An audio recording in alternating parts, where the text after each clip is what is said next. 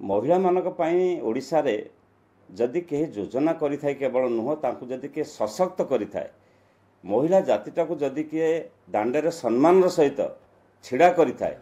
सी होचंती आमर प्रिय पूर्वतन मुख्यमंत्री नवीन पट्टनायक एवं तांको समय रे महिला मानकर जो विकास होईची सामग्रिक विकास एवं से जो विकास होईची सेटा सारा भारत वर्षर दृष्टि आकर्षण करितला एवं ईर्षणीय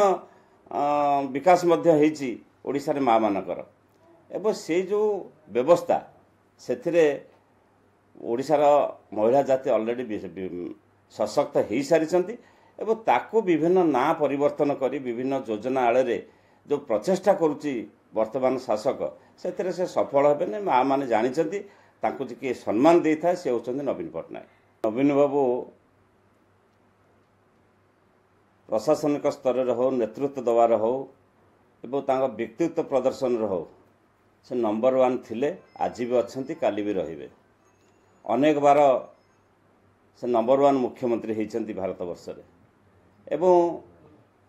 ग्रामांचल विकास सहित सहरांचल विकास करने अनेक योजना होती से योजना भितर अतीत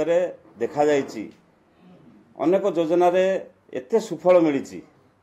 आमे ग्राम सहरांचल गोटे समय विजु जनता दल भोट पैटर्न मध्य बहुत वृद्धि पाई एवं लोक मान भर ग्रहणीयता बहुत बढ़ी जाता एवं गत दिन मानक जो योजना सब से करते से मुक्ता योजना ठार आरंभ करी बस्तीर उन्नयन योजना ठार आरंभ करी बस्ती योजन भारत में 1 नंबर योजना होता ये सबु क्षेत्र में ओडिशा बहुत पारदर्शिता लाभ करथिला एवं तार सुफल ओडिशावासी पाइछन्ति एवं आज मध्य शासन व्यवस्था परिवर्तन होते